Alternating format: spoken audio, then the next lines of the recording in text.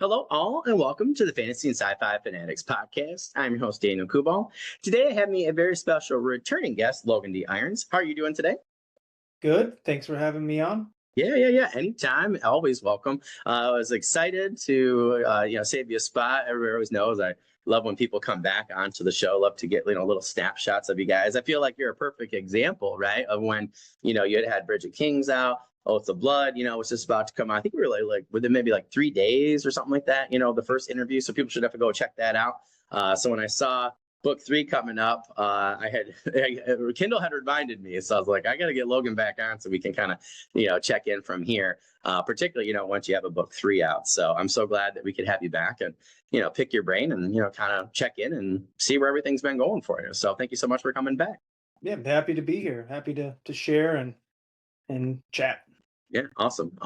Well, we'll just start off, right? Because maybe some people haven't checked out our first interview. I do recommend that though, because I learned a lot personally. I've gone back a couple of times over those notes and a couple of things. I'm like, what did Logan say there? Particularly when I'm thinking about research or trying to incorporate historical references, things like that, into my story. So I highly recommend people to do that. You can go right to the description if you want to pause here or come back later. You can actually find that interview link right down below in the description where you're watching or listening. But for those people who did not catch our first interview, what is your book, Oaths of Blood, about, and how did you come up with this idea?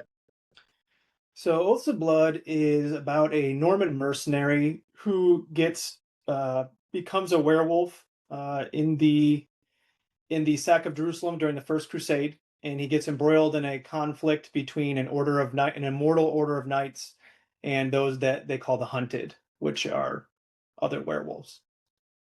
And I would give like the comparable. I would consider it kind of like a mixture between the movie Kingdom of Heaven, Assassin's Creed, and Highlander, all kind of mashed into one. So if you like any of those things, it has elements of all those.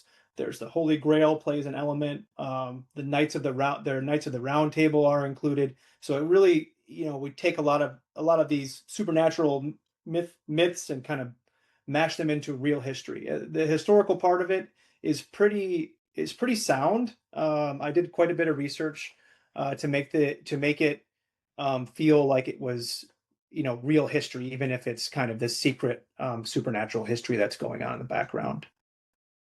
I just have to ask, Logan, just because it goes back to our first conversation, and I took a couple things that you had said and I've kind of expanded off of what some other authors had said, how they research and stuff.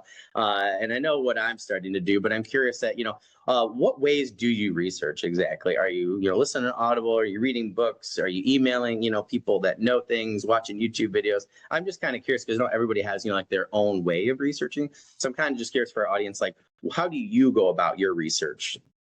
Well, I mean, it depends on what I'm creating, right? Because I also, I've written historical fiction and post-apocalyptic under a different pen name, and for historical fantasy, for any historical work, I basically have like a running tab of historical events that I find interesting. Yeah. So I so as a writer, one of the first things that you should be writing things mostly that are exciting to you or intriguing in some way, or just make you want to jump in and figure out the world.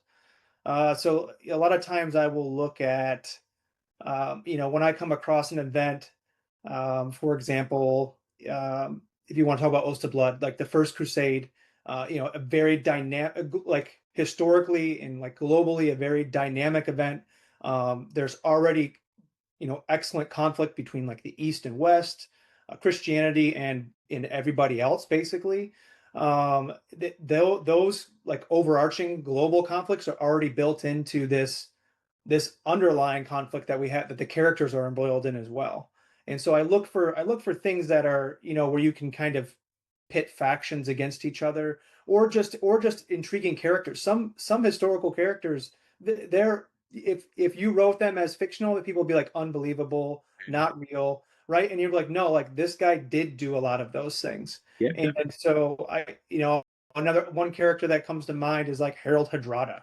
Mm. He dies at the Battle of Stamford Bridge, but he has this incredible life story before that. And I haven't written books about him yet, so I'm not super versed in like his all of his, I don't want to give you like a timeline of what, but like he was in the Varangian Guard, he was he's a king, they're saying he, had relations with like the Empress, like, he's living this larger than life, right? But he's a real historical character. So like what a, it's like they're, the history is writing itself, so to speak. Like that, that's an easy character to pull on and be like, okay, like where can I dig out, stories from this person that are interesting.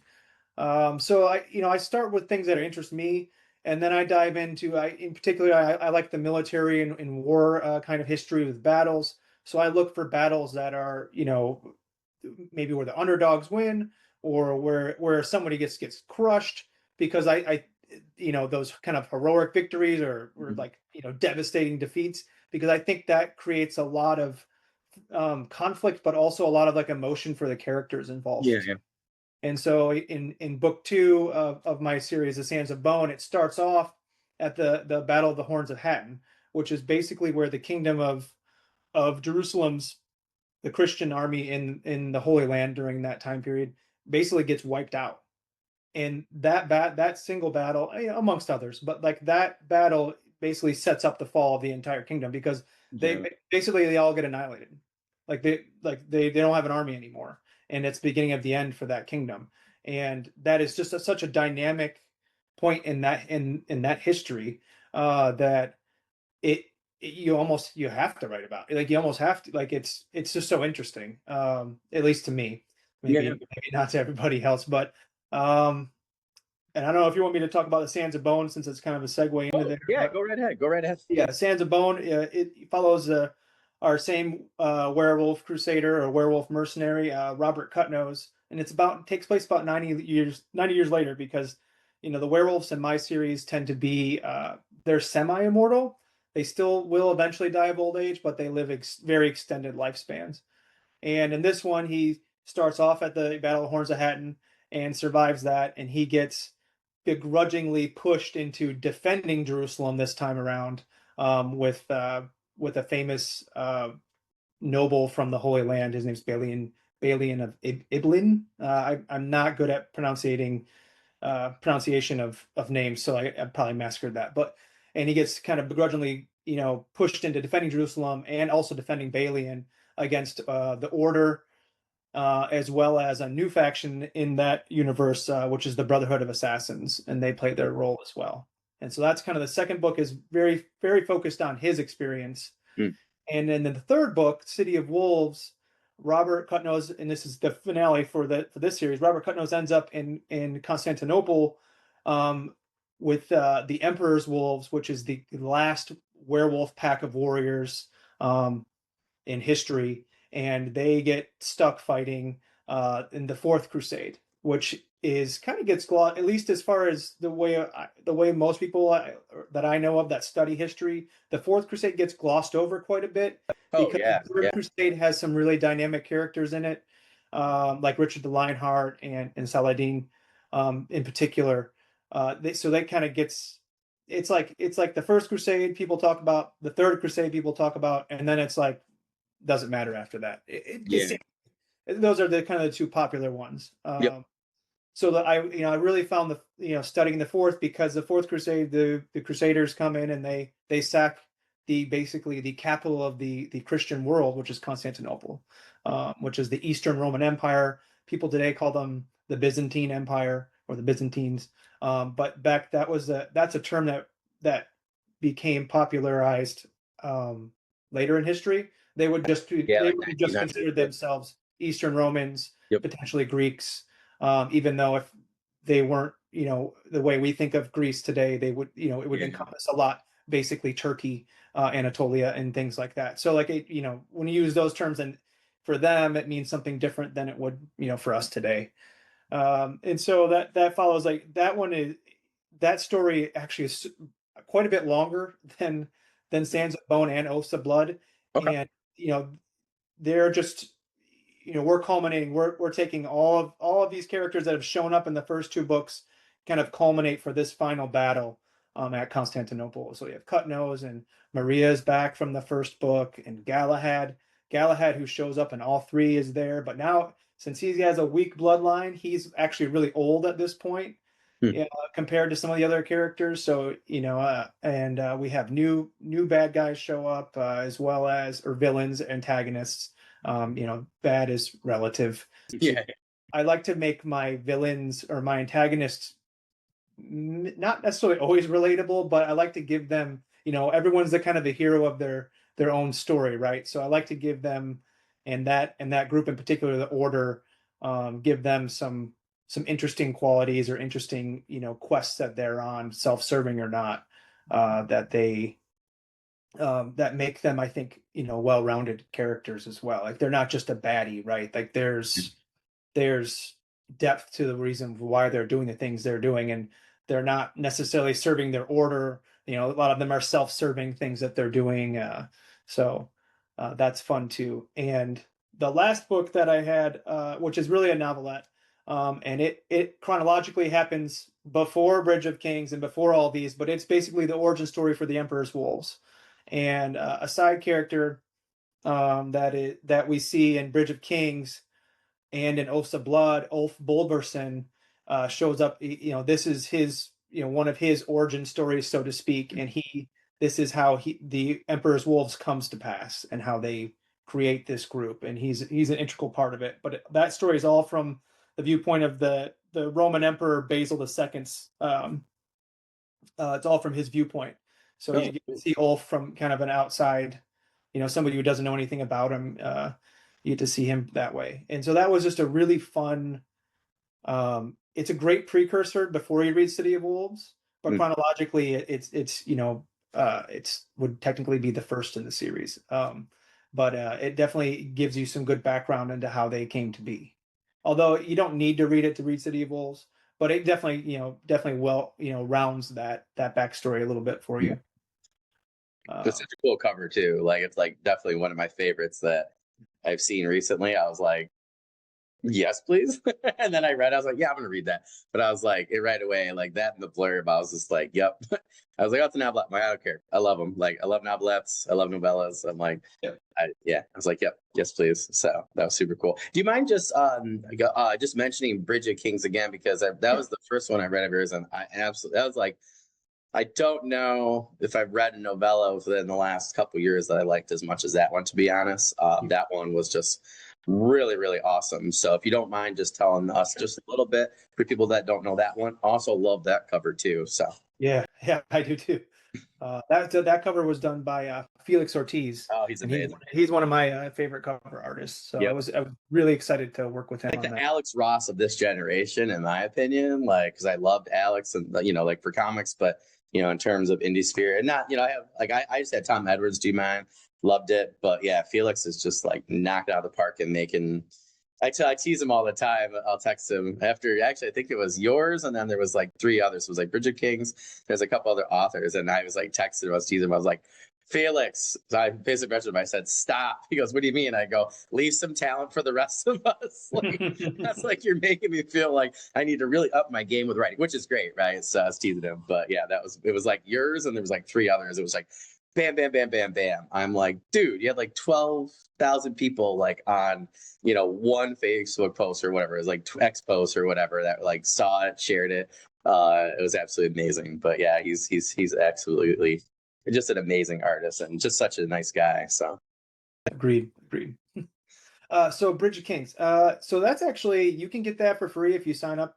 It's for sale on Amazon and as well as paperback, but you can get the e-version for free if you sign up for my newsletter. So it's supposed to be an incentive to do that. If you don't want to do that, you can just buy it. I'm okay if you buy it too. So I bought it. I was like, I gotta have it. Sometimes I just go through and I like to just see on my phone. I like to just see the cover, even though I've already read it. I'll just go back. I think I might have to reread it again too. So, but that one follows Ulf Bolverson, who is a legendary berserker.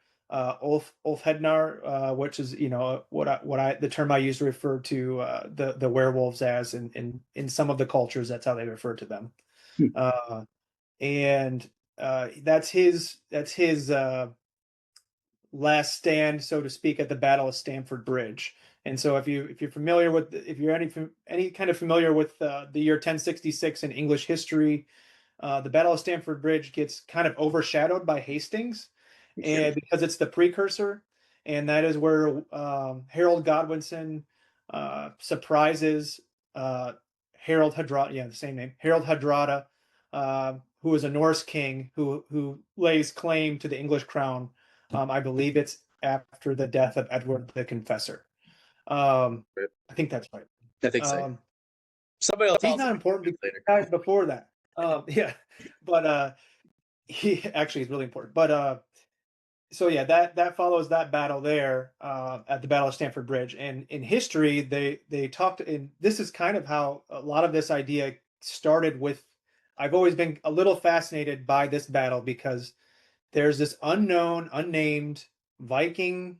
Some say he's a berserker. Some say he's just a big Viking dude or big Norse. This is kind of the end of the end of the Viking era. So you could claim they're Vikings, I guess. But Yeah. a big Norwegian guy with an axe defends this bridge and keeps the English army at bay while Harold Hardrada, because they got surprised, gets his army in battle order, gets them prepared to fight.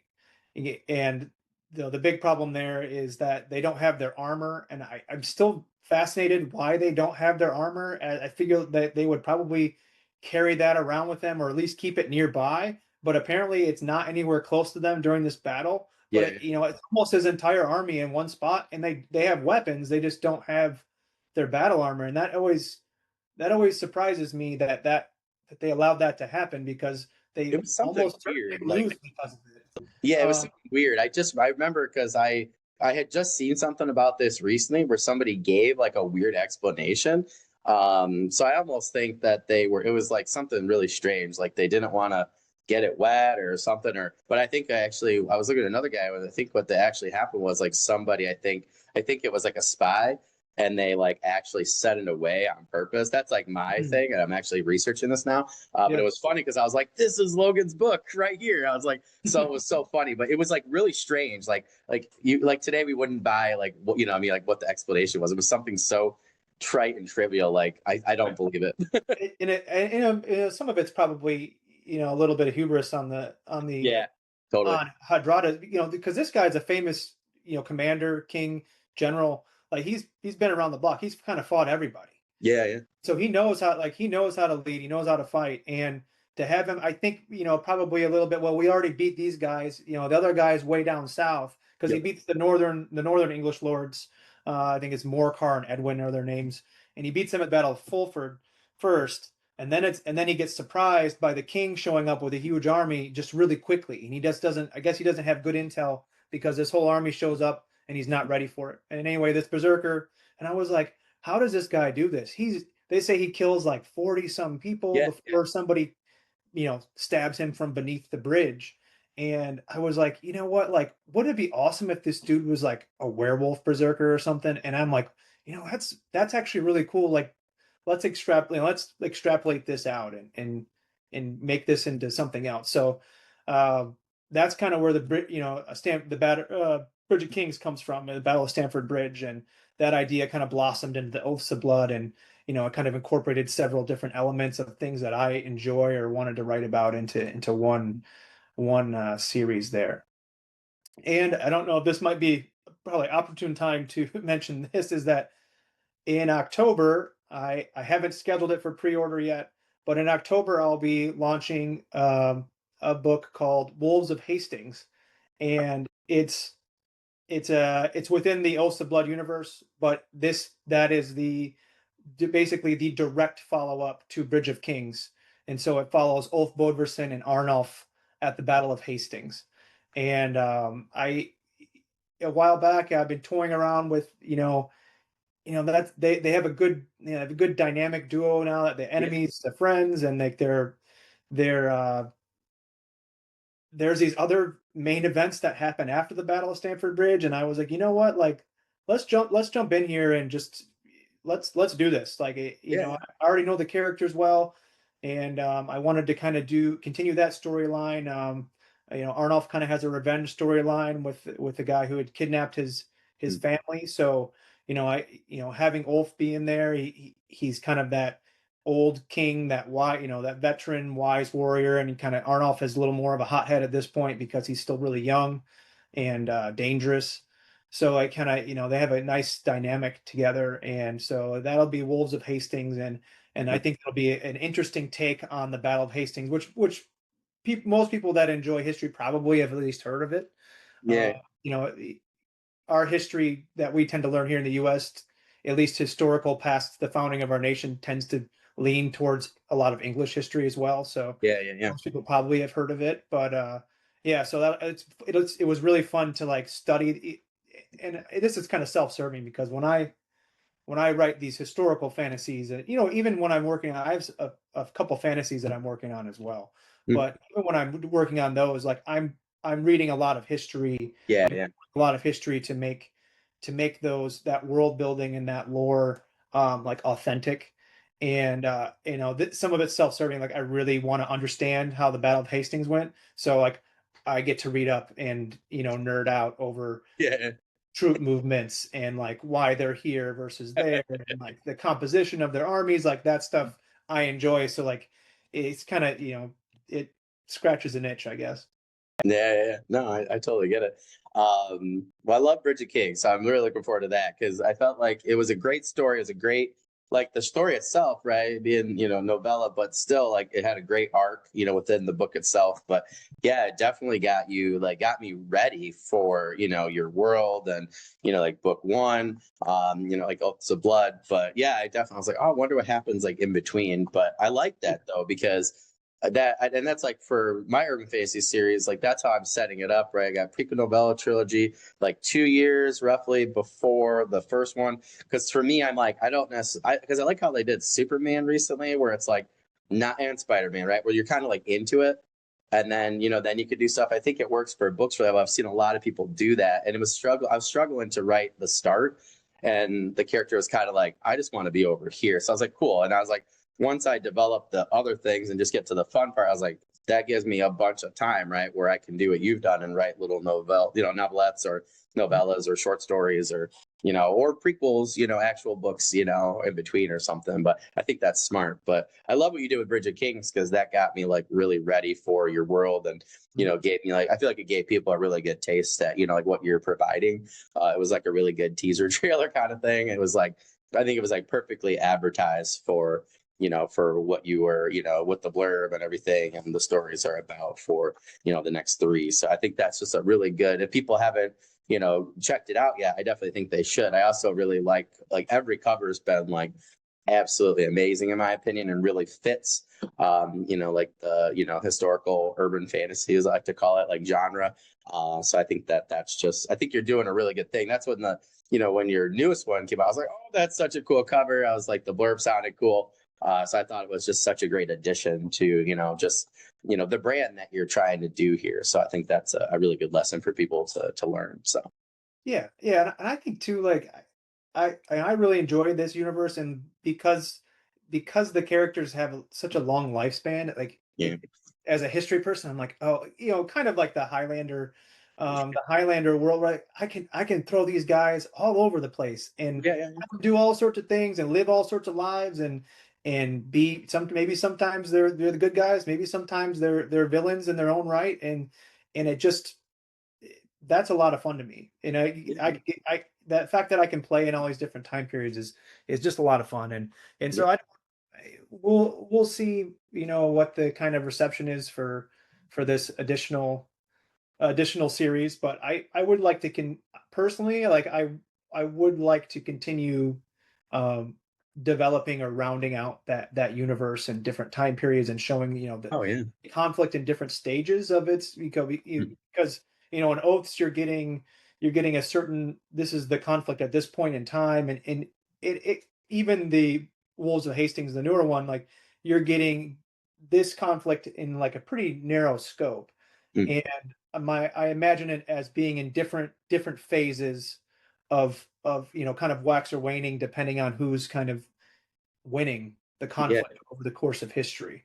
I imagine that earlier in this, that the hunted or the packs are kind of winning this. There's a period of time where they're winning this conflict, and then there's a period, where they just start to lose it. And yeah, that's one of the things that I bring up quite a bit is the power of Christianity and kind of pushing out this group of people, right? The Yep. Oaths, the werewolves, like pushing them to the fringes or eradicating them, and like the growth of Christianity kind of coincides with this, with them being basically eradicated. Yeah. And um, I think that is an interesting dynamic to the conflict, and it adds this, oh, there used to be this old world where we were respected, even if, and then now there's this world where we hide. Yeah. And so I thought that was, I think that's an interesting, and it kind of, it kind of mirrors paganism, Yeah. as Yeah. Christianity stamped out paganism, um, usually through violent means. Yeah. Um, Yeah. Yeah.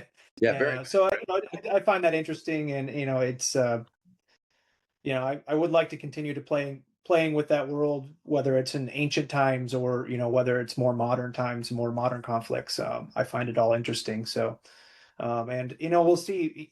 I've noticed that like kind of an uptick in some of the other werewolf.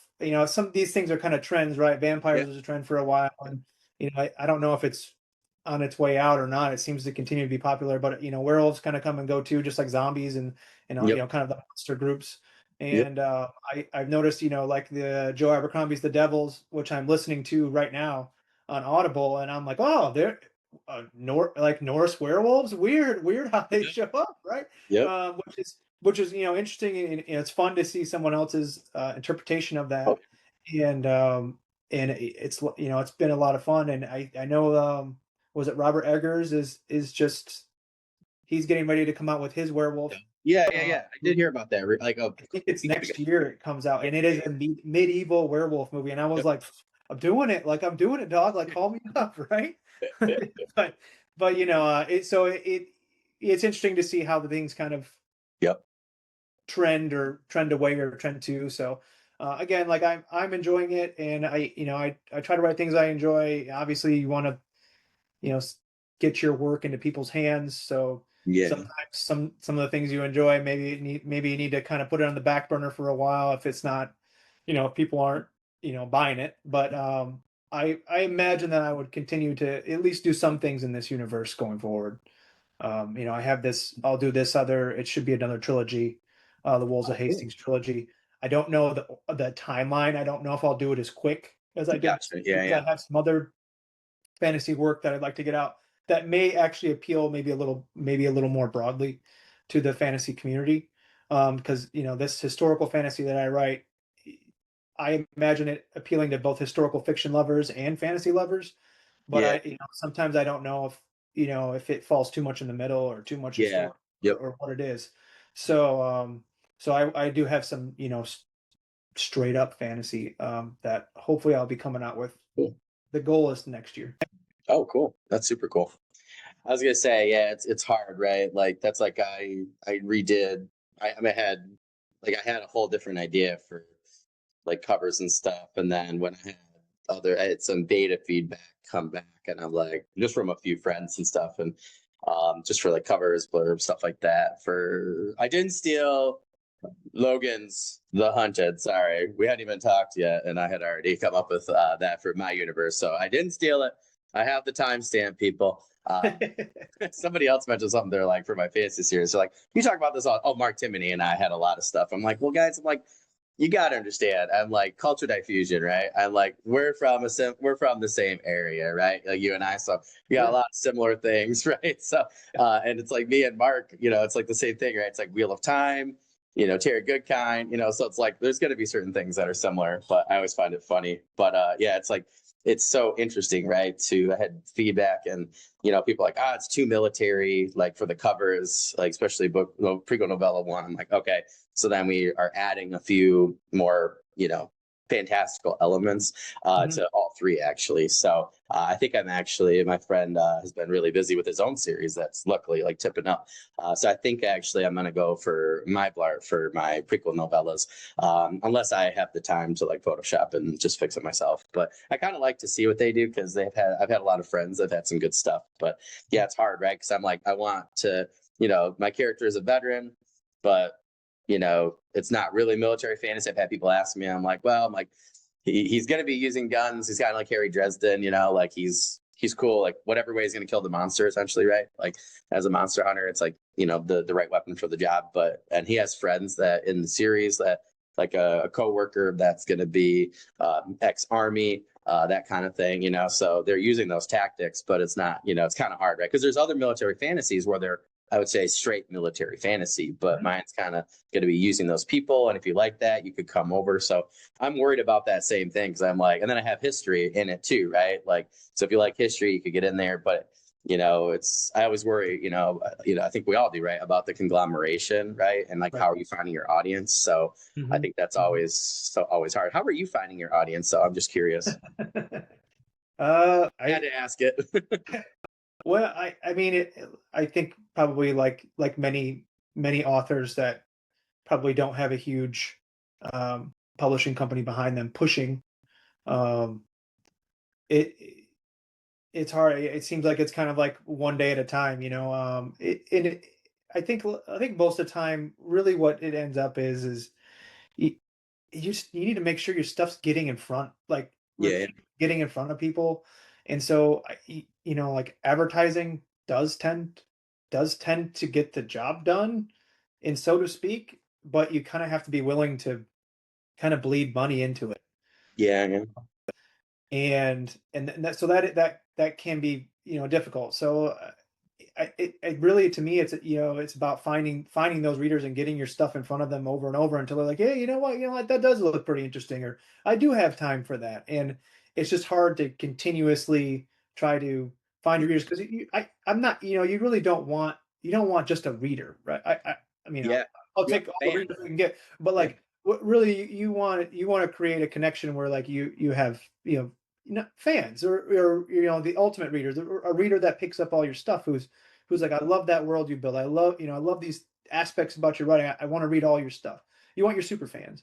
Yep. And so, like, it's also, not only do you have to advertise, but I think you need to have a social media presence. And um to me, that's probably one of the harder parts, Yeah. is I cause I don't know if I'm just too old or what, but but like I don't like spending lots of time on social media, and it seems like I have to spend a lot of time for me to get any kind of content that Yep. maybe people will like. Yeah. Yeah. Yeah. Yep. But it's so that's really the hardest part, is making. And so social media does play a role. I think like Amazon ads, Facebook ads, they also play a role. I think they can help create awareness, because if nobody, you could write the best thing in the world, if nobody knows it exists, then where are you? Like, it doesn't matter as much if it's that Yeah. good. Yeah. And so unfortunately, it's a very hard thing to navigate. The other thing is continuously having good content that comes out that Yeah. people enjoy. I think that's the other key is, hey, you didn't see Oaths, you didn't say Oaths of Blood, but maybe you saw Sands of Bone and you kind of skipped it. Maybe you saw City of Wolves and you're like, wow, that's a whole series. Like, maybe I should check it out. It's done.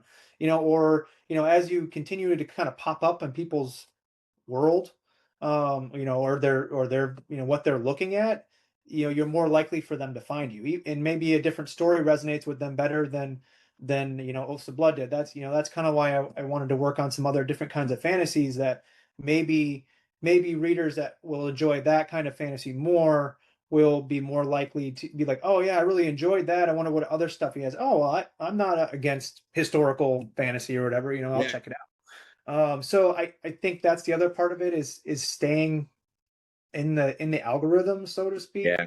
which Yep. means you have to be publishing. And right now, we have to talk about the elephant in the room, which is AI. And Yep. right now, with AI, and I've already seen it quite a bit, saturating Amazon with Yep. just people pumping week in, week every, and they're just, Yep. the algorithms are slowly getting, the funnel's getting narrower for Yep. regular writers, Yep.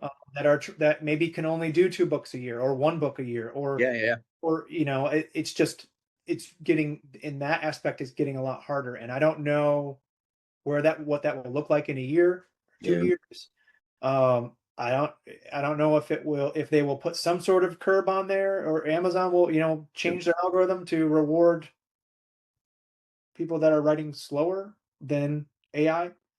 Yeah. Or if people are buying enough of the AI, maybe they won't care. and then it's Yeah. just, and then you're just kind of doing it. But I'm not, I'm not trying to be doom and gloom, but like it is impacting the current, Oh, it is. It's just flooding the algorithm, like you said. I think the word flood is a good one, right? yeah. And unfortunately, as a content provider, right? Like it's the same thing with with this, right? Like people can literally just, they don't even have to interview you, right? They could literally just put up content and AI it, right? Like I've seen some creators do that, and it looks real too, which is like, so I've seen people do that, and they're able to just produce more content on YouTube. Whereas like I'm a dad, I work 3 jobs, I'm writing myself, right? So you and I are, I appreciate being flexible, right, with my schedule in particular, to get the content in, but I'm not able to do as much as I was able to, before my new responsibilities, the last 2 years in particular. So, but like if it's the same thing with any content though, right? Especially with AI, whether you're an author, writer, whatever, it's like they can just pump out more than you. So yeah, it really is like a deluge, right? Like you really have to figure out how you're going to swim in it. And yeah, YouTube is just full of that content right now. Amazon, and the other thing is all those links are also, which people are forgetting, also go to social media like Facebook, X and Instagram, right? So you're not just fighting on Amazon as an author, you're also fighting it, as a content provider on the apps themselves too, because it's so easy, right? Just to share it onto everything, which is great for us, right? But it kind of hurts, right, when you're in that deluge, because and I think that's where a lot of people are feeling it, not just in one area. It's all over. Like my views and all sorts of things are down because I'm trying to swim, through right now. So I got to be more creative. I'm actually got invited to, I'm not going to say right now because it will depend on the date and stuff, but in October, relative when this comes out, I'll be doing like a live seminar with some people. I got invited from the indie community. I told my wife, I was like, I got to start doing more of those. I got to start doing more lives. And it stinks because I was like really climbing up. And then now I'm really close to getting like advertising and stuff, on YouTube. And I got stopped right there. So I totally understand when, people are like, oh, I'm like right there. I have to raise my costs or whatever and get more creative because again, it's all over, the internet and, all of our society, unfortunately. So you're not just fighting on Amazon. I think a lot of authors and, comic book creators, everybody's just feeling it because you're fighting it everywhere that people are posting products essentially. Yeah. And I think that's right now, maybe the pendulum might be swinging that way because, there's a bunch of people who find it, are finding it easier just to prompt an AI, however they're doing that for their content or their, at least as far as books go, for books. But I think the pendulum maybe will swing the other way and people will look for the person behind it and will look for that connection. So hopefully, this is where maybe branding is important too, is that like people Mhm. are, finding you and connecting with you as a brand or Yeah. you as the person, and that you can be recognizable through this kind of phase where maybe it's a little awkward because there is kind of like this flood of content and who knows how good it is, but AI is getting better at stuff all the time. Yeah. And who knows, it probably isn't far from being able to write stories that are probably better than what we better than what we can do. I don't know. And it just depends on if you value the person behind it or not. I don't know. It's really it's kind of it's a big question mark right now. Everything seems like it's a big question mark right now. Yep.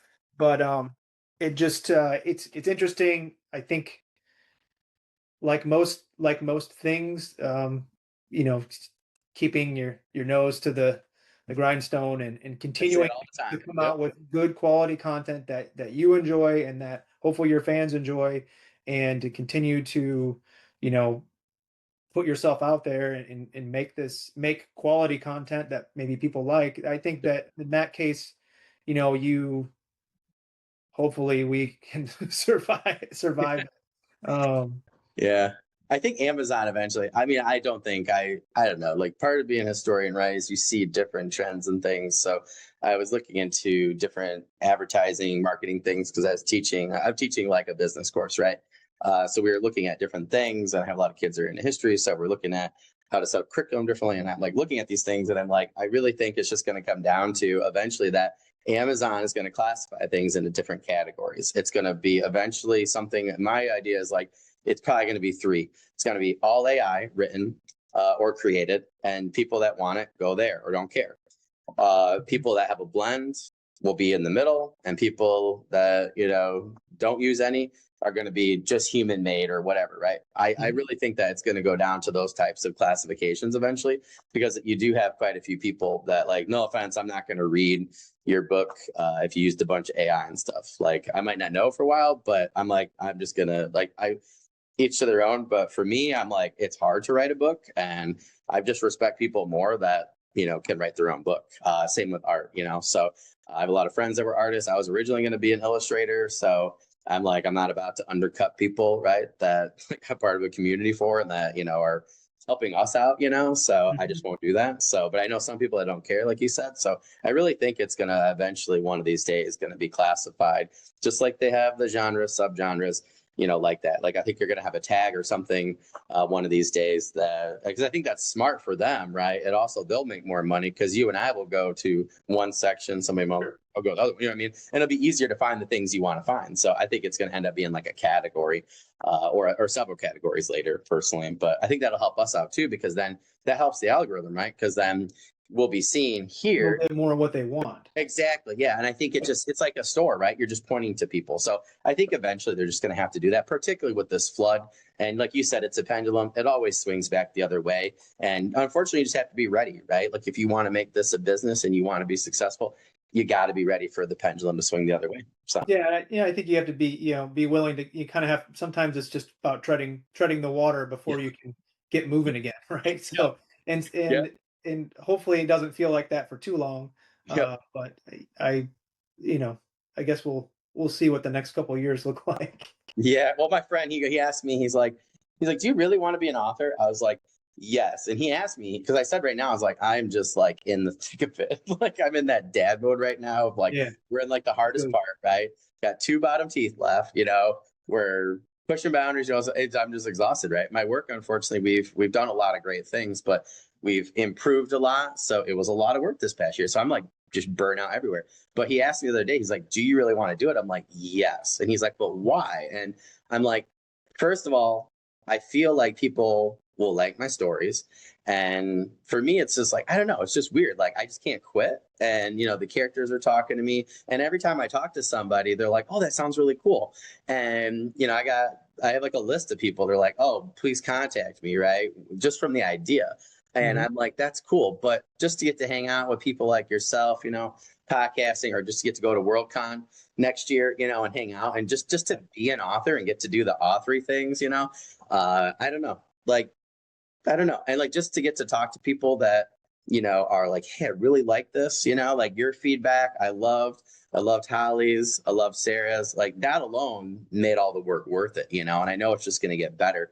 But I tell people, I'm like, if you don't like the work, and, you don't like, the hard part, even, like, it might not be the thing for you. But if you do, I think it is the thing for you. But for me, it's like, I don't know. Like, I think it's just going to be fun. My wife, she's like, you're not trying to make money. I was like, no. I was like, I just think it'd be fun just to get to do the thing, and just, get to share the sales and whatever, just the silly things, have an Amazon page, Goodreads, those kind of silly things. But I mean, I think, being a creator, yep. right? Like, you've created this world, you've created these characters, and being able to share with other people, Yep. hopefully lots of other people, and being able to, hopefully they at least enjoyed it. Maybe it didn't change their life, but Yeah. like, lots of times people are like, oh, it changed my life, and I'm like, did it? But like, but I just think, being able to create and saying you created this thing is and that goes for, there's lots of different, there's artists that create things, there's, you can create a business, like there's lots of different things, different kinds of you can create people, like Be warned though. They're loud. yeah, I know, since we last talked, I have, my wife and I had a daughter, so Yeah. we've added another another That's why I was child. really impressed, Logan, that you got book 3 out. I was like, how is he doing it? And you pulled me with you. I was like, okay. I was like, if he's gonna do it, I was like, I gotta finish. Like, Yeah, it's something. It's like you said, it's challenging in a lot of different ways. But Kids, they're they're great. Like they're Yeah. just they're awesome, and they go through all these different phases. I mean, anybody who has kids know they go through all these different phases, and they're challenge. They can be challenging. Then they can be wonderful, and it's everything. It is everything all in one because they're Yeah. people, and it's really great to be able to have kids, Yeah. because it's not a guarantee, and it Yeah. doesn't always happen, and so it really is wonderful. And I'm not going to get too mushy on you, but it is great, and it is challenging to be able to create when you're tired and to do these different things. But it is, sometimes it's just waking up after they go to bed, and doing extra work when the house is quiet, which is what I actually tend to do quite a bit. Is Yeah. I always try to squeeze in an extra hour or two late at night, when everybody else is in bed, and that's been kind of working for me to get some extra time in. Yeah. Yeah. Yeah. But Well, I find it funny. Like, I had that's another thing my friend asked. He's like, why do you have to? I was like, I really want to do this. I was like, I want to do this. I said, I said, even if I don't sell a lot of books, right? Like, speaking of kids, like, just for my son to like grow up to, sure, his dad teaches, but he's also an author, right?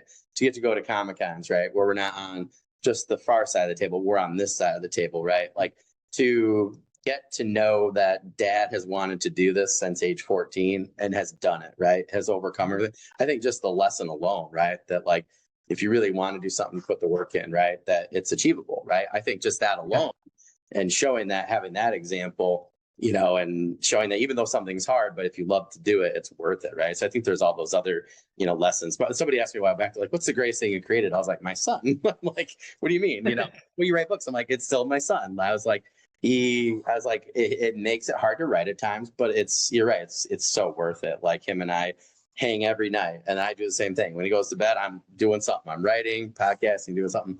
But yeah, it's totally worth it. But yeah, someone asked me that. I was like, my son. I was like, why are you even asking me? Like, it was like the weirdest question. They're like, we have 5 seasons coming up. I was like, cool. 208 episodes. This makes 211, I think. I was like, cool. No, it's my son. No offense to anybody, but yeah. But I also can't wait. I'm just so excited. My wife's like, he likes, certain things on the TV or certain movies and stuff. And 2 of my buddies and I were like, yes, he's going to like fantasy and sci-fi at least somewhat, right? Based off of the I interest. mean, yeah, So, they almost have to, right? Like it's yeah, it's true. yeah. Yeah, I mean, when you like that stuff, they tend to yeah. at least be engaged with it a little bit more. Yeah. Well, it's funny because my friend, like, my buddy and I take him to all these Comic Cons and stuff. So we'll come back and he'll have like a toy or, something, whether it's like a Spider-Man or a Hmm. Star Wars or something. So I'll ask him and I'm like, do you want to go with dad? And my wife's like, no, he's going to stay here. I'm like, do you want to go with dad and Uncle Dan? And he's like, yep, we go. And that's a blast. He'll walk with us and, or go on the stroller. And it's just so fun. My friend's like, how fun to grow up, with your dad or your kid and get to go and, do these, like, Comic Cons and stuff. And I like that he can go with us too. And our other buddy will go sometimes. And, it's just a guy's thing. And we'll go and we'll hang out and stuff. But yeah, it's fun. But I can't wait for him to get older and, get to, see what he likes and stuff. But I love the book aspect because I'm like, oh, I can't wait to get to, some of those classics. I'm sure, you and I have both read, but then there's other ones, right, that maybe are young adult that haven't gotten to, like some of the, was it Brandon Mull or whatever, and I can't wait to get to some of those books and, get to discover some new authors Yeah, that way later on and stuff. But yeah, it's a cool perspective, right? yeah, absolutely. Being able to share, the love of reading, with your kids. Yes. We read every day, multiple books, and being able to share that love, and is really awesome. And I wouldn't suggest him reading my stuff. Yeah, I mean, he can't read, but he's only 4. But I Logan, wouldn't I read suggest. Bridget King when he was 6 months, like, Yeah, out yeah, loud. yeah. I I was did showing do it to him. I was like, look, that. Yeah. but I did do that though, Logan. I did do that. I was 4 months. He was 4 months, and I was trying to. I was like, I think I was right at the tail end, and I was like, oh, I might as well just do this out loud, right? yeah, yeah. Yeah, but being able to share that is wonderful, and hopefully someday maybe he'll read some of the books I've written, and maybe Yeah, it will he'll begin to understand, even you probably, understand us a little bit more too. Like, Yeah. the Oh, that's book, true. the things that you like, and the things that you've written, and like the lessons that you've imparted in those books. Yeah. There's always some good one-liners of there's lessons that you like that you plug in there for the reader. Yeah. Yeah. That's true. So, maybe it's not as directed as these are your core values, or these are your, these are what you should live by, but you know, it's hidden in there for you to enjoy. That's true. That's actually a good point. I never thought of that. My dad and I it's funny because I was just watching a reel like 2 days ago. I was chilling with my son, and one of the Billy Jack reels came up, and I was like, oh, this is like a 5-minute reel. I'm like, I have to watch this.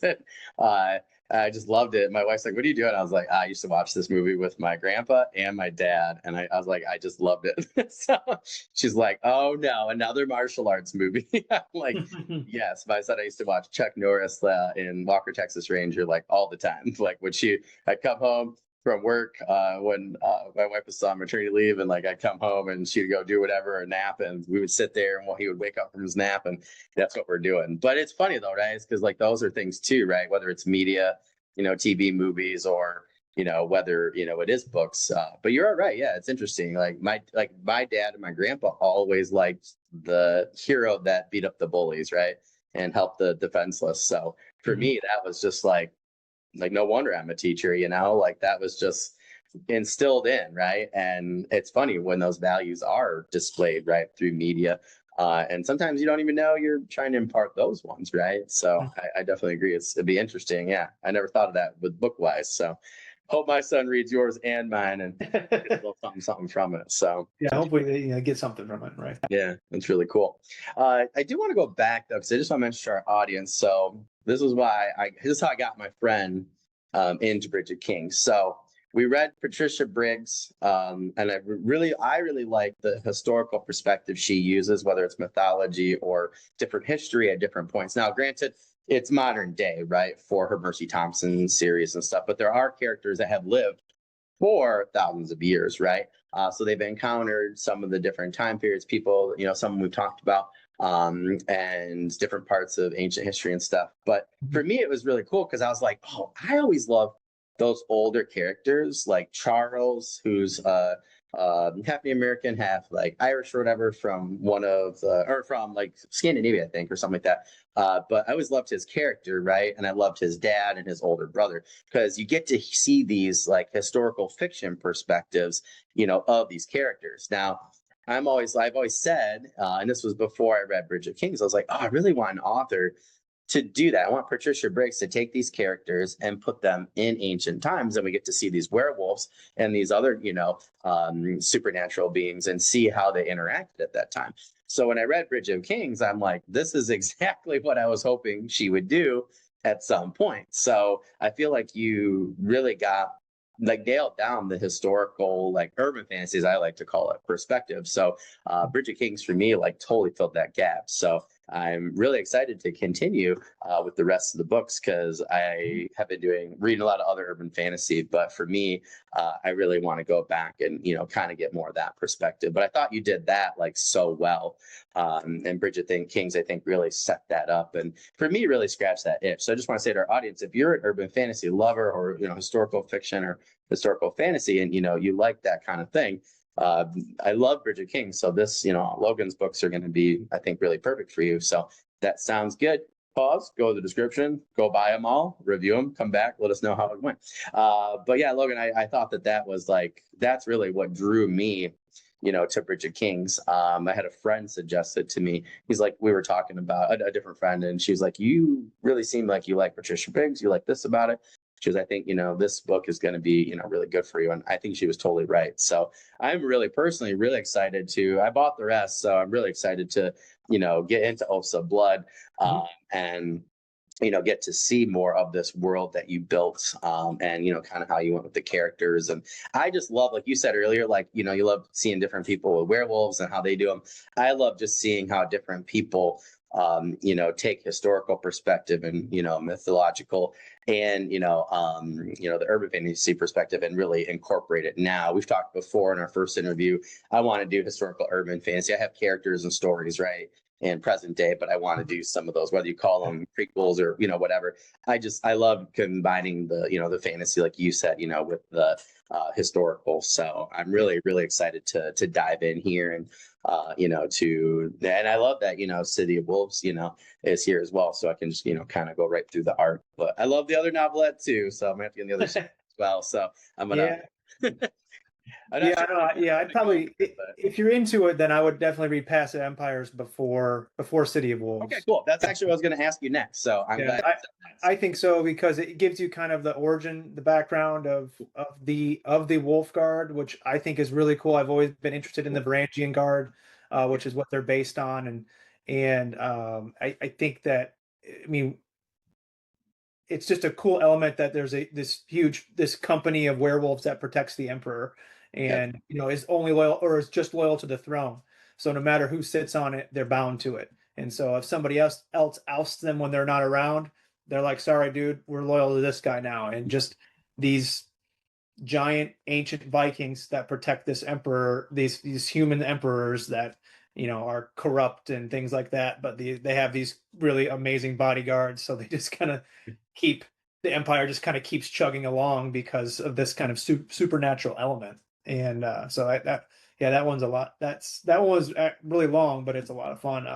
There's lots of, I mean, think about this: you have about 100 semi-immortal characters in this, so they all have these long histories where they've shown up at all these different places. So each character has this, has all this lore.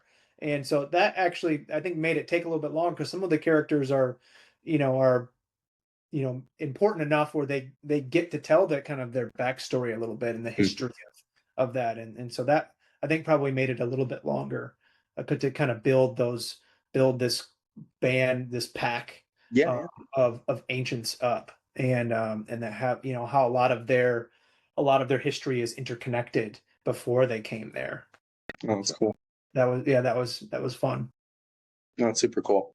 I do have to mention for our audience something that you mentioned earlier, like where you pick up ideas and stuff. I had one, for instance, like sometimes I'll get it from a podcast. I love historical mysteries. I love cryptozoology. Sometimes, like, I actually took the owl witches from certain Native American mythology and lore, and incorporated them into some stuff. I was like, oh, that's really cool. They kind of fit. I have a universe called Elsewhere, where a lot of my mythological creatures and stuff in my urban fantasy come from. And oh my gosh, TikTok or historical fiction TikToks or Facebook Reels.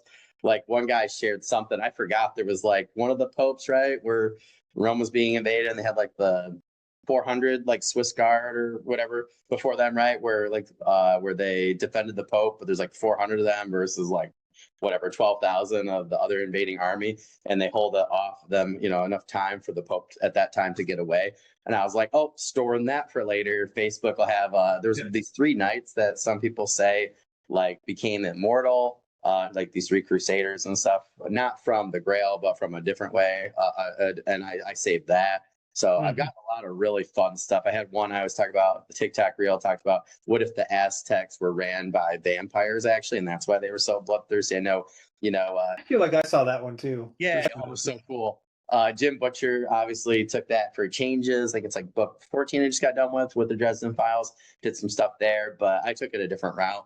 But yeah, I've found so many great things recently. I've just been so blessed. I was able to flesh out some great characters in my urban fantasy. I'm trying to put together kind of like an Avengers style thing where I got these characters like Nathaniel and like a Valkyrie and a young Valkyrie. Oh, cool.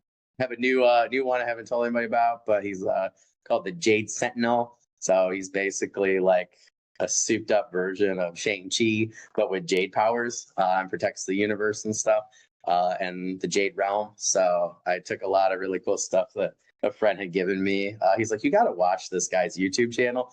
And that was horrible, because then I had to pause what I was doing and just, like, when I have the beginning idea, right, I just want the notes at least or something. So I was like going through, but so many people have sent me so many cool things. Like, oh, you're a history teacher. I'm like, stop. I'm like, I got 2. Yeah. But I've gotten so many. I know. Yeah, but no, like another author sent me a couple things, on different bat creatures and stuff. I'm just like, oh my gosh.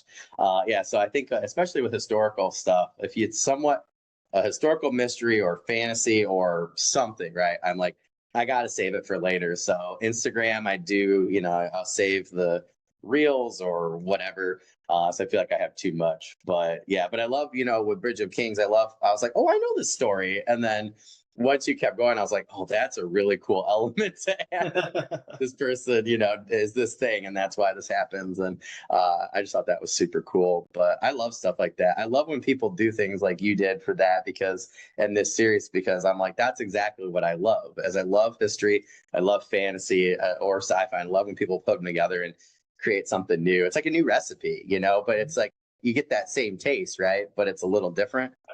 So I think it's just always cool when somebody can do something like that. And to me personally, that's what attracts me. So I know I'm a hard person. I think my friend was saying, he's like, you'll read anything. So he's like, yeah, you'll pick up anything if it's a good, blurb, cover, and if it sounds interesting. I'm like, that's very true. But yeah, I think that I'm your audience. So if anybody, wants to know, come my way, I'll tell you about that stuff. But yeah, I think it's definitely hard, like you're saying, like to go through the deluge. And I was just talking to Author about this the other day. Think of how many people are on the planet, right? How many different languages. We were talking about in my enterprise class for business, my business course, where it's like, if you're on Facebook and you're clicking on Domino's Pizza, right? They're not just sending you all pizza, they're sending you Domino's Pizza. Now, to think about all the other pizza groups, right, that they could be sending you, now you're just funneled here. So I'm getting a lot more ads from authors such as yourself or other genres or subgenres because I'm just clicking on everybody. It says, are you interested? I'm like, yes, because I just want more ads. But if you're not clicking on them, right, or putting, not interested or just don't click interested, they're not going to send you more. So I am finding so many new authors and so many new books because I've learned how the algorithm works for me and how to get it to work for me rather than vice versa. I'm trying to figure out how to get it from our perspective, right? Not just from the customer perspective, but I think learning from the customer perspective really, right, shows you on this side of the screen, or the business, like how it is so difficult. I just found 3 new authors like on Wednesday and Tuesday. And I'm like, how am I still finding new authors? I am everywhere talking to everybody. So I feel like if I don't know you or your books and you've been out for 4 or 5 years, like to me, that just says more and more that it is a deluge, right? And it is really hard to get the algorithm to work for you, as an author, creator, or a business, because I'm looking for you. I'm actively searching for you every single day, right? Like in between being with my kid or work, I am constantly looking or, trying to make new connections. Instagram's kind of stalled for me recently. I've been trying just to get authors, writers, anybody who's coming out with a book that's fantasy or sci-fi, horror related, anybody that would remotely be interested in this podcast. I'm trying to, just connect with them. And it's been so difficult. It won't send me any new people for the most part. So I just want people to know, in the audience, I know we have quite a few authors that have been watching recently who have been out a while. This is why you're having issues, right? So it's not just you, it's really just the system right now. And like you said earlier, right, Logan, like sometimes you just have to pay to play, right? Whether it's the blue check mark on, one of the metas or something, or just ads. So, I think we're kind of getting in that weird stretch right now. Like I said, I'm having trouble. I used to go on X, I'd have, like 500 views go right to YouTube from X or Twitter.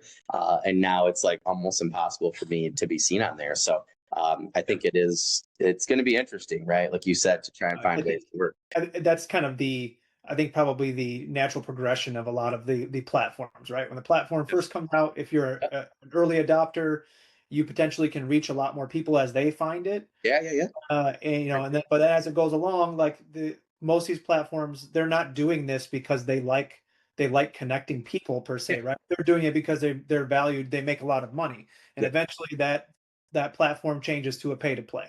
And I think if you look at any platform that's out there, for the most part, it's even YouTube now. They all kind of follow the same pattern. And so, things that worked, talk maybe that worked for people pretty more easily, outreach and building up their books presence worked for some people maybe a few years ago, but now I go on there and I'm pretty new to it, so maybe I'm a little biased, but like I go on there and it's a lot of it's not really my jam. It's not really my jam. It just is seemingly the same thing over and over. and maybe that's my feed and then what I've clicked on. So that's just feeding me all the, maybe my, my funnel is pretty narrow. So I'm just getting that's true. the same thing, but it just, again, and they want you to pay to play too. Yeah. Right. They want you to pay to get your reels or get your whatever your content in front of people. And maybe I'm probably aging myself by saying reels instead of whatever it really is, but but you know what I mean? And this, Instagram's kind of the same, Facebook is through that iteration. Yep. Even Amazon ads, couple of years, whatever, 2016, 2017, 18, Yep. They tended to work really, really well. You didn't have to, the cost was down, and now that's changed. So, I don't know what the next big platform is going to be. Some people are saying maybe Substack. I've seen quite a few people. Yeah. I don't know if you've talked to anybody with Patreon, but I talked to Dao Wong about that, and he was about 4 months ago. I know he was talking about starting to put stuff on there. I've known quite a few people that have done that, and then matched it with Royal Road. They've matched their Patreon with Royal Road, and a lot of people are splitting up their books that way, like chapter by chapter. And then getting some, good feedback so they can save on some editing costs, So instead of doing like me 2 rounds of editing or 3 or whatever, just hopefully doing like 2 or, whatever, just like, saving costs that way. Yeah. Substack's another one. Yeah, that's a good point. I don't know. Yeah. I mean, there's definitely some new ones that are coming out. I don't know. Yeah. Again, I tend to not be as into, probably to my own detriment. I'm not as into maybe adopting some social media because I already feel like I'm already doing too much of it anyway, and it's taking away from the things that I would like to be doing, which is obviously, at least work-wise, writing and creating. And so like it's like I have to create all these other things that I'm not as comfortable with. And so it's just really hard to want to adopt another, like I was looking at Substack and I'm like, okay, like you could probably use this as a substitute for newsletters because it pumps out a newsletter people that sign up to your Substack. So like you could maybe, use it in that way. And so you still kind of use it as a monthly newsletter, but it does the same thing. But then it's like, I'm like, okay, but I still have to send a monthly newsletter because all my mailing list isn't in Substack. Yep. I don't know, maybe there's probably a way to do that, but it just, that's a good question.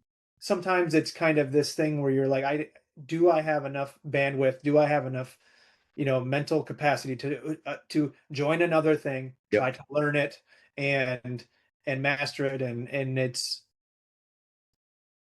not, I don't know if it's worth it at the end of the day or not. Yeah, well, it's like Blue Sky, right, for YouTube. So they have a button where you can share too, but I had to figure. I was frustrated, so I kept figuring this out. So for an Android, at least my phone, I'll go to share. It will pull up Blue Sky, but the main feed, it won't just share the link like it will to X. So then I was just like frustrated. So it opens up the app separately, right? And I have YouTube. So it opens it up. It originally doesn't share. You have to click it again and that will share. But then in order for my author or podcast, Blue Sky, right, switch accounts, I have to then close everything. I have to switch accounts, close it, do the whole thing again. So I have to open Blue Sky like 5 different times to share 2 links directly from YouTube. And the amount of time it took me to figure that out, it's like I could have been doing so many other things, right? Like now I know, but it's like that is something just so stupid and silly, right? You know what I mean? And I probably don't even get that many views or something from it. I just try. I get every once in a while, get somebody tell me they're from there or something, but I'm like, whatever. But yeah, it's hard because that was like an extra thing. And then that takes like 15 minutes every time I want to share 2 links, like when I'm like doing stuff, whatever. So yeah, like learning a whole new platform is not always the most fun. When you were talking earlier about, things like this, I'm like, people always ask me like, well, what's your plan? I'm like, honestly, I just plan on buying copies and doing the old Michael J. Sullivan thing and selling them out of my car.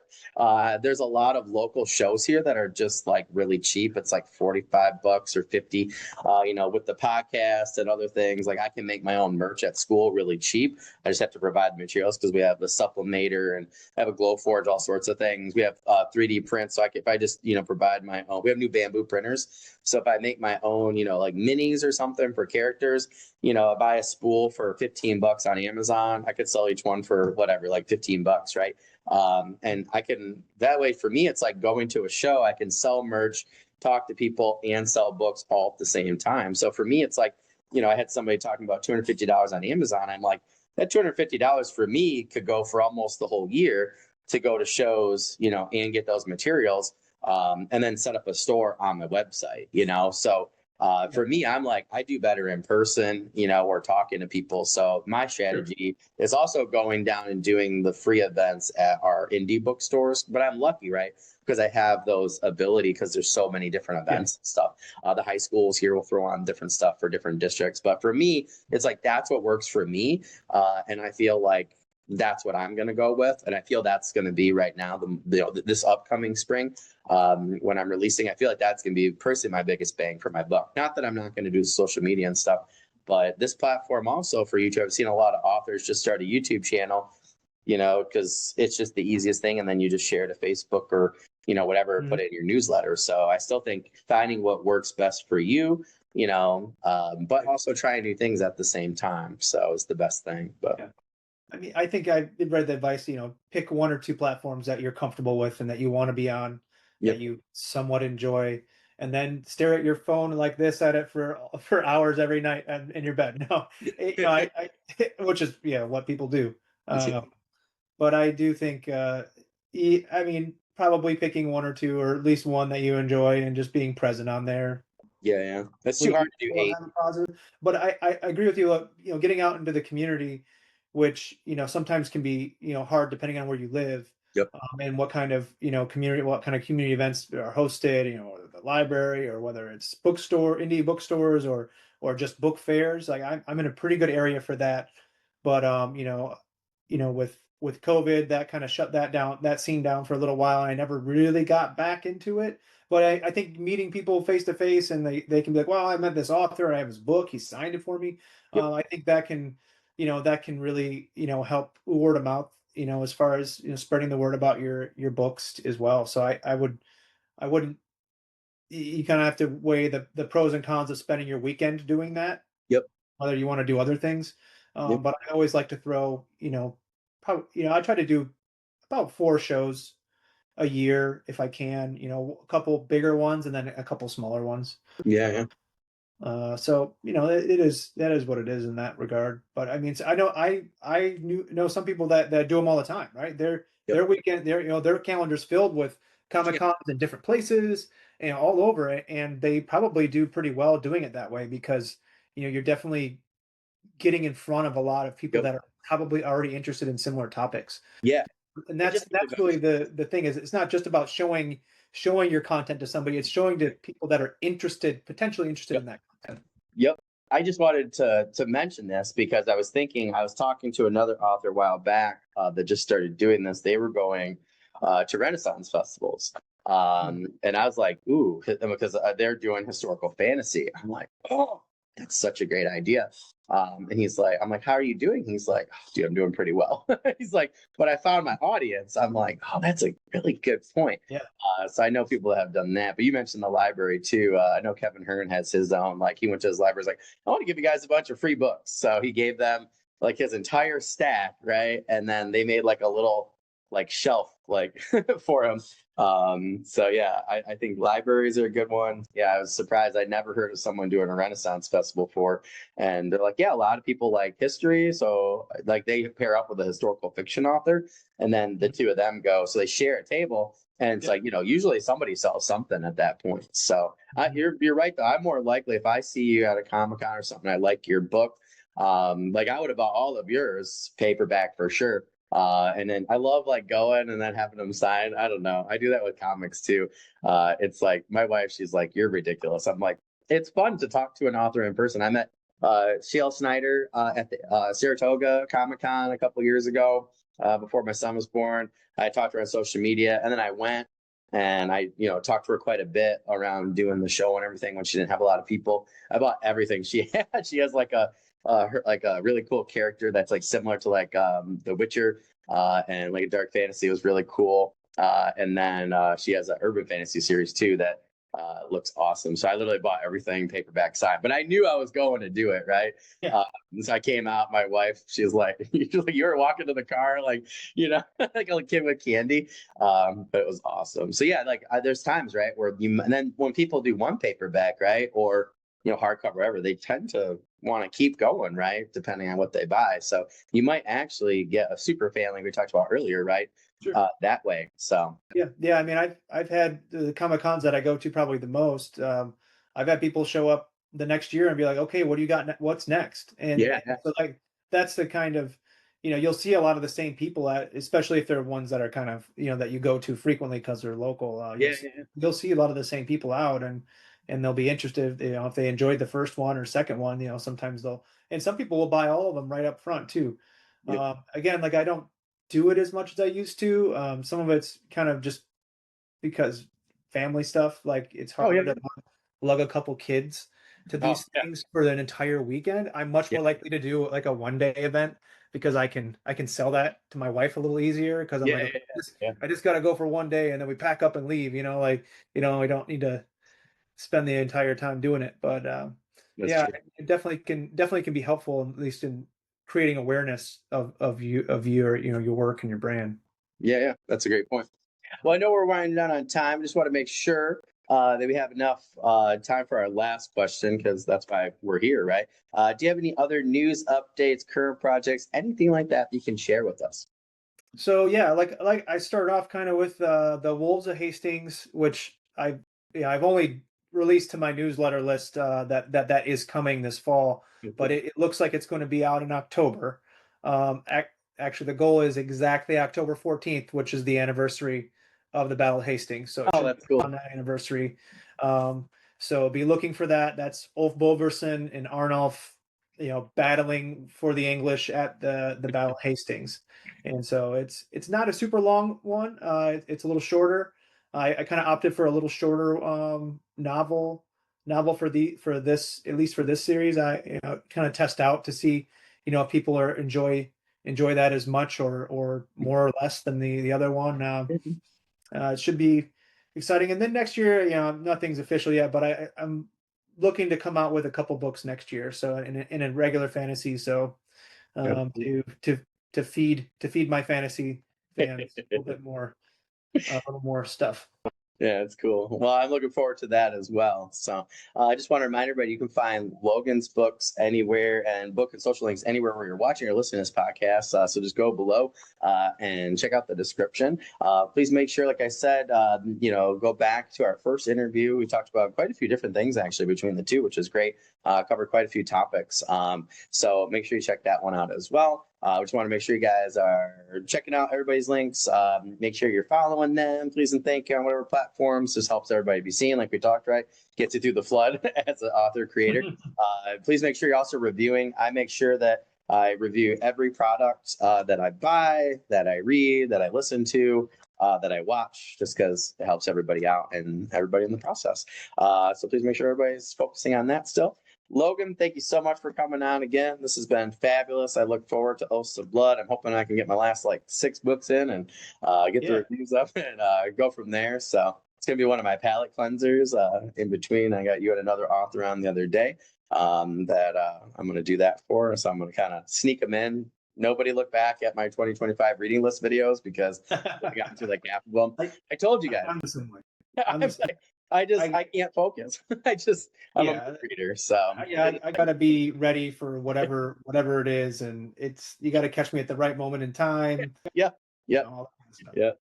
I'm the one that you're trying to track, and I'm like, ooh, a squirrel. But yeah, Logan, if there's anything else, per usual, I can do for you, or our audience or anything, we do have the Facebook group, up there, the podcast group on Facebook. So if you ever want to join us or send me stuff, people just send me stuff all the time and I share it. So feel free to, if you want to send me, one of the, social media posts or something like that, or a picture or something, links, just send it to me and we'll get it shared to as many people. I think we're up to almost 2,500 people or something there now. We've had quite a few people are just great about sharing everything. And they're just kind of holding up the group. So it's been awesome. But if there's anything else I can do for you in the meantime, I'll send you the rest of the info for, this release date and stuff later on today. But if there's anything else I can do for you, please just let me know. Good news is, with the next book, you already sold one. So that just sounds awesome. know, I just have to make sure I get the pre-order link in there. Yes, yeah. Otherwise, people will be like, whatever, Squirrel, like, he's gone. Well, actually, I've been following. I actually subscribed to your newsletter too. So Okay. I must have missed the last one. I actually remember. I actually had popped up and I was at work. I was having the most stressful day. So I remember I was like, I have to go back and look at this, and I didn't. So I have to go back and check it out. But yeah, if there's anything else I can do for you in the meantime, just let me know. And Oh yeah, I did forget one thing. City of Wolves will be out in audio in December as well. So that's so good. Yeah, so that one should be done by then. That one was a little delayed in processing, but I meant to ask that. It'll be out in December. So that's another thing. So the last book in the Oaths of Blood trilogy will be out then, and so that's super cool. Thanks for having me. I really appreciate it. Yeah, talking, hanging out, talking about craft, publishing, the end of the world, whatever it is. Yeah. Well, we'll try and talk about another book, next time before the end of the world. I hope so. Yeah, hopefully there's we can get in more books in there before that happens. That's awesome. Well, I look forward to to talking to you. I'm pretty booked. So for season 5, I'm hoping to actually get done early. So I'm hoping to in the spring, to kind of be, ready to start filming ahead of time for season 6. I got a bunch of release dates that got pushed, obviously. So I'll be releasing too. So I have a bunch of podcasts. I'm trying to get it as ahead as possible. So feel free, contact me for anything in the future. I'll save another spot where I'd love to talk about, just straight fantasy too with you.